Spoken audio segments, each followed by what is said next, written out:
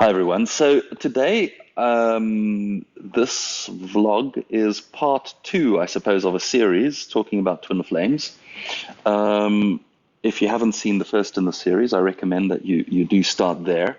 My intention is to, build some information about twin flames because there's so much that's said about twin flames and so much misunderstanding. Um, in in my last session, he's determined to lick my hand. What can I do? In my last iteration, uh, I spoke about the origin of twin flames, how they come to be, how they arise from the same great soul, and through a process of fragmentation, entering this reality, they find themselves to be separate beings.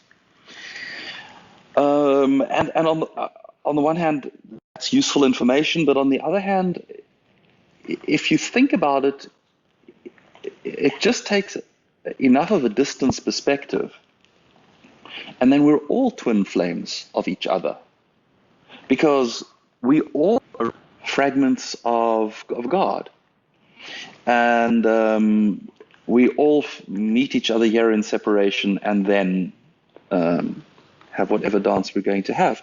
So, how are twin flames then differentiated from just any two random souls meeting each other? And in attempting to understand this, I was having a conversation with my guides and with the trusted ones, and I was shown that there is something else at play, which leads to a better conceptual interpretation of the concept, is to actually call these two beings entwined flames rather than twin flames. Now, I'm not insisting that we should hereafter always call it entwined flames. You can call it whatever you want to call it, as long as we all know what we're talking about. But the reason why this is a better understanding is that these two sparks of the divine, these two flames, travel, and by some special magical magnetism of their own, which we'll never really understand, these flames find each other and they dance a dance together. And then they go their separate ways again. And then they find each other again, perhaps in the same incarnation, perhaps in another incarnation, perhaps 100 incarnations later, they find each other and they dance again. And then they go their separate ways. And this happens over and over again, as many times as it's needed to happen before they eventually have done the work that they needed to do on each other and leave separation, probably together.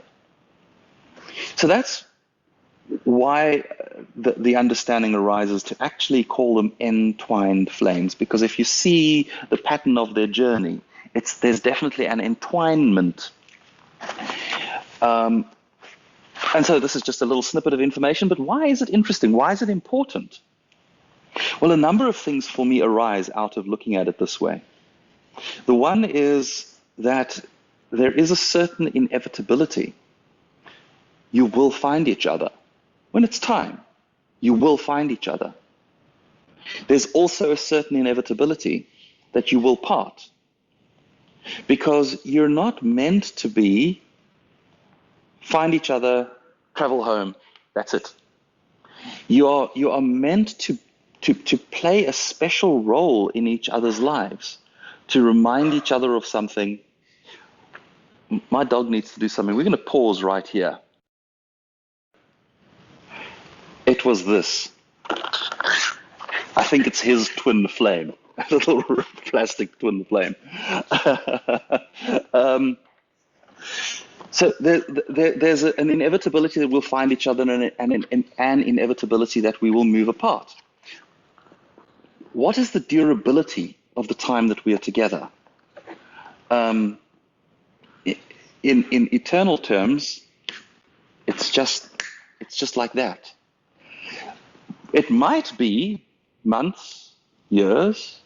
It might be for like a substantial portion of your lifetime. You might be able to, you and your twin flame, hold it together to really have a relationship with some longevity. But that would be the exception. The norm, really, is that is that twin flames find each other. They have such a profound impact on each other that they change each other utterly. They go away from this interaction almost feeling like different people than the ones that came into the interaction. The love usually is so profound, so transformatory that that they just have to lick each other's ears. Now, I don't know what's happening here. We'll just leave them to their story.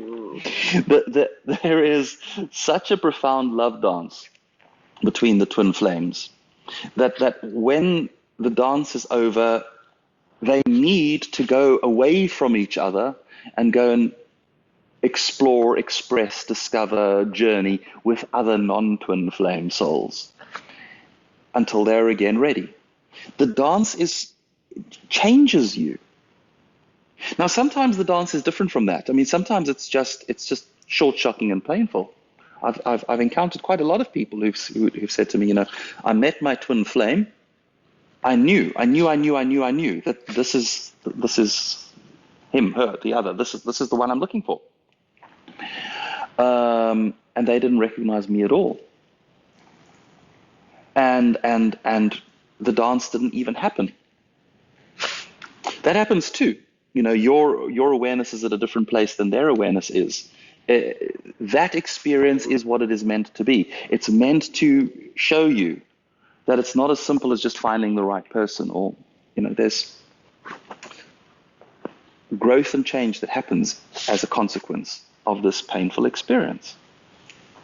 So the whole twin flame thing, a lot of people have this idea that it is the romantic ideal. Generally, people who haven't met their twin flame have an idea that when I meet this person, it's just going to be moonshine and roses. Champagne walks on the beach, sitting in front of the fireplace, nibbles and kisses. It might be that as well. But that's not actually what it's about. The twin flame interaction is really about transformation of the soul. It's about pulling you in the direction that you need to be going to get you from the depth of forgetting home to the oneness. And it's about showing you the areas that you really need to work on, which is why twin flame interactions are often quite shocking and painful. You're brought right face to face with the things inside of yourself that are keeping you from your own healing, from your own growth. It's right in your face, and quite painfully and shockingly so very often. And that's why you do what you need to do. You have the dance that you need to have, and you go your separate ways. Which, going your separate ways is also an incredibly painful thing. I can only speak for myself. Having met the person that, I cannot not believe that she's my twin. Having met her, loved her, been with her, and now not being in that relationship with her, having separated and going these two separate journeys, I can't not love her. I love her. I love her as much as if we were together. I love her, but we're not together. And also, I've received great healing and growth through the process. I'm also absolutely okay with that. It's a bizarre situation to love somebody, not have them in your life, and be perfectly okay with that. So what this does for me is it cracks my heart open. I realize something deeper about unconditional love. I realize what it is to love somebody like your most beloved other without needing them to be your most beloved other, without needing them to be your partner, your whatever, your romantic love partner, to just be, well, whatever she's doing is what she's doing. It means I can love like that. It opens me to loving others that are not my twin flames like that. It deepens my capacity for love of the other profoundly. So this has changed my journey. It's changed me in this way and in many, many other ways, which too many really to relate in this video, because really I just wanted to touch on this concept, to deepen our awareness that it's not just a state of being, these two flames that are twinned. It's a state of journeying, of doing this process of entwining, finding, joining, separating, lifetime after lifetime. Beautiful thing. Not everybody has a twin flame. Most don't. It's not an assumption that you should be looking for your twin flame. Most don't. It's not every soul wants to do this. There is also a greater purpose to the twin flame thing, which I want to talk about perhaps in a following session. What the cosmic meaning of the twin flame experience is, what we give to this universe, to this reality, to this earth, by coming here as twin flames. I found it quite interesting to discover that. So maybe I'll do that in part 3. So that's it. Twinned and entwined flames. Until next time, bye.